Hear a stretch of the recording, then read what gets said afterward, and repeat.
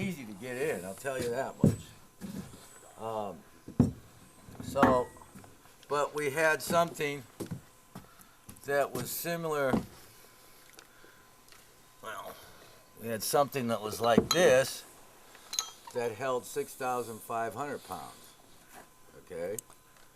So what I did with this is I brought it down from 1.5 inches, went up to a higher grade of steel, did a better thread on it, made it longer, and made this from 2.5 inches to 3 inches. So one of the first ones, I think I did. Oh, here's the first run of a Garnier limb. Okay, now we tested these out the next year at about 8,000 pounds in a Doug fir. So from going by refining the threads, making this a little bit bigger and a little stronger steel, we got up to 8,000 pounds. Okay, then a couple years ago, we did a test with these I call it FLs. These are fair oaks limbs, or a poor man's limb. But this is all thread with some washers welded on it, sort of the same type of device, or similar, just done cheaper, not as good a thread. And so we put these up against just a regular GL, a 4140 annealed. All right, and this actually came fairly close to what this held. Well, what it was doing was these guys were bended, and this was a grade 5 or Grade 6, I think. grade 6, and this was like a grade. Well, we weren't sure. It was 4140 annealed. It was supposed to be. Well, these were grade 8. That's what they were. And these were supposed to be grade 5, but we couldn't really tell. But they were bending, and because they were 4140 annealed, we couldn't really tell what grade they were. And so we've gone to this as a heat treated, and then we have powder coated it because heat treated material can rust faster. And we got up to 10,000 pounds in a Doug fir. Okay, so that's where we're at now. Just because we got up to 10,000 pounds doesn't mean we put 10,000 pounds on one of these. We derate them to at least half. So we build to each one of these would be 5,000 pounds. Now all this is specific to different trees and different conditions, and in our classes we're gonna go through that.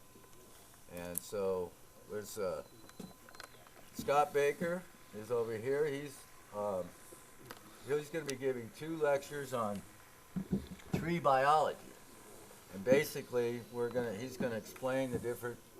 Well, give a short synopsis of what you are going to explain. Well, there's a little synopsis in the agenda there, but today I'm going to talk about. I can adapt my talk to the level of knowledge of the group. The talk is basically how trees grow, survive, and thrive, and it's a bit of a primer to tree biology that's very useful for tree house builders. And then tomorrow I'll talk more about the structural anatomy of trees, and I'll save some time in that period for people's questions about what they're doing with their tree houses and how it might affect the tree species that you're working with. And then I'm available, whenever, if you have questions or want to ask, more of me, just come find me. And I'm also going to be helping Mike with any climbing and rigging. We're working up in the woods on a new zip line. So if you have questions about climbing or harnesses or stuff like that, I'm happy to help with that as well. Also, along with the oxman here. All right, wave your hand there, oxman. All right. And then, let's see, other people you can ask questions of would be Jonathan Carroll's over here. Where is Jake? Jake Jacobs over here. He's been in on quite a few treehouse buildings. Dale behind him. Now they're going to be working over, they're going to be building the platform over on the neighbor's property. After we're done with here, we're going to go around and go show you the different sites for workshops. And then as far as carpentry goes, hey John. Oh, by the way, when you come to my talk, it's going to be over here in the shed where we can get the PowerPoint projector set up. So I have a real, lecture with PowerPoint and all that. But bring a chair or something to sit on, or be prepared to stand, because we're kind of, funky over there. Here, you'll be able to see the wood compressed along here. As the force was pushed down, or up, or whatever, you can see where it bent the wood. And you would expect that. And then you'll see where it bent the wood here, compress the wood. But also for this, how this works, is it has to compress all this wood here. For it to fail, it has to actually rotate. So this whole area here is also part of the wood that supports the tree, or your limb. Because it has to compress that. So you increase the area. You not only have this and this, you also have this. Okay. And then actually, if it doesn't bend, you also have this uplift here.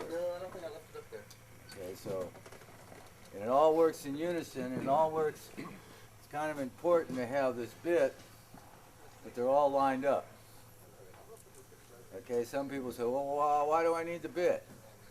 So, well, you don't need the bit. You can use 3 different size bits, but you need this one to be perfectly lined up with this one, perfectly lined up with this one, so that they're all bare at the same time. If this one's put in like this way and this one's put in this way, your bolt would go in this way and it would touch on the top and not on the bottom or this surface. So not until it moved all this and got to this spot would it bear on this portion. So how you put these in is important. And the other thing. Get it from there?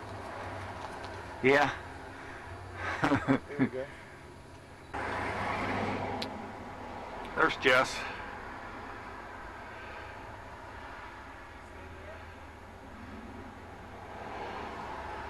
He's next to this monolith, world's largest madrone. Just a small little chunk of wood here at the nursery school in Port Angeles. There's Yelta budding. Looking good. Tree is hanging in there.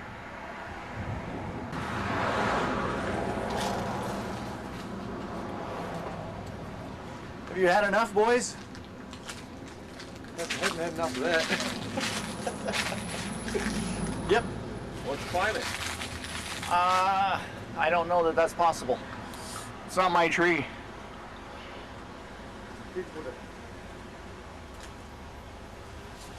Just these small little twigs hanging out over the street here.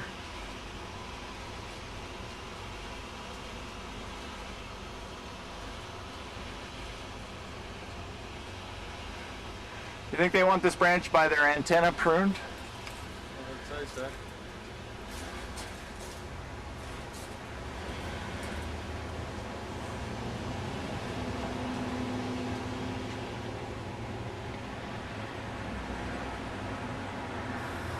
It's a wide thing, isn't it? My bum with me, I think, No. One thing is you guys are probably going to get out of the mosquito zone. Yeah, I'll get Mitch as the day warms up a bit. How should I take this line up then? We could send it up. I mean, you're not going that far. No, that's true. I'll send it up once I'm up there. It won't be that heavy if you do take it up. I'll just get you to send it up. And I'll get you to send this up as well. Oops. Just doing nothing. Oh, okay. Take this up this way. Got water? Right in there. Okay. And I've got my extra throw ball.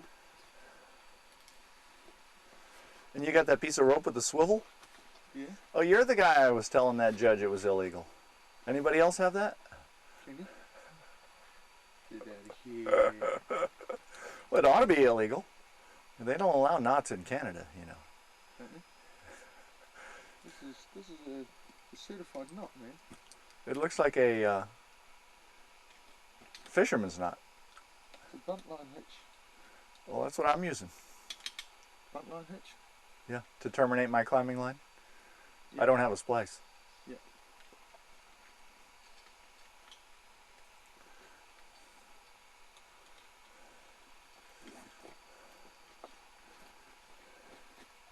It's a good thing you don't have to go through a metal detector. Well, just because your gear's all in little bags and you can't see it. Well, it's hiding.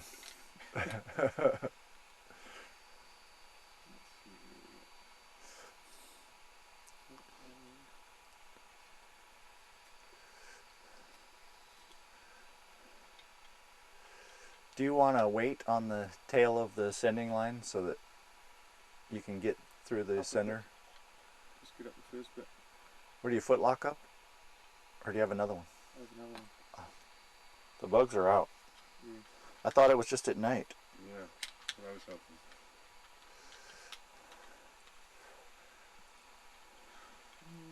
My others. That's right. Oh, you like that thing. The macro adjuster. Yeah, I'm going to give it a try. I was going to give mine away. Steve, got my load a little bit there.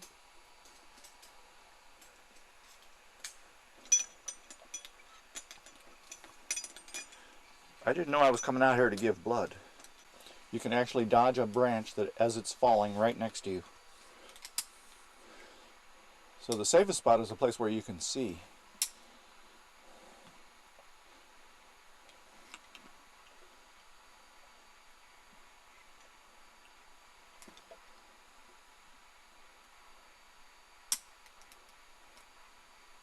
It's not too long, huh? Just got to be able to bend your knee.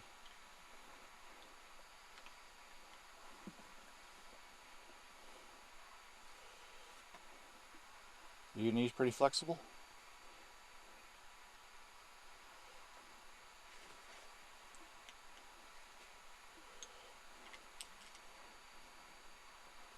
That looks like it would work.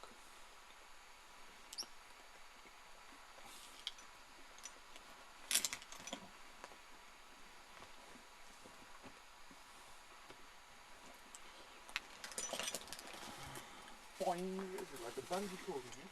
And it's static. I love it.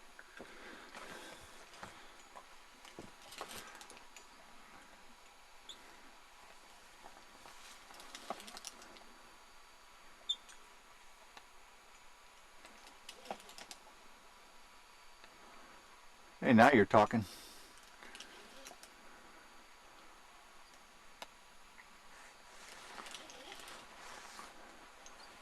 How we climbing? Adios, muchachos. Adios, boys.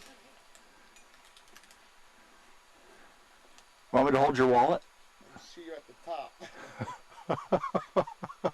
You can't see that. Next to this little sapling, this is, you know, it's kind of unfortunate. You're on the skinny side of the tree. From the side, it's a lot thicker. From front to back, it's deeper than it is wide from this angle. So you're only about 5 feet right where you're at there.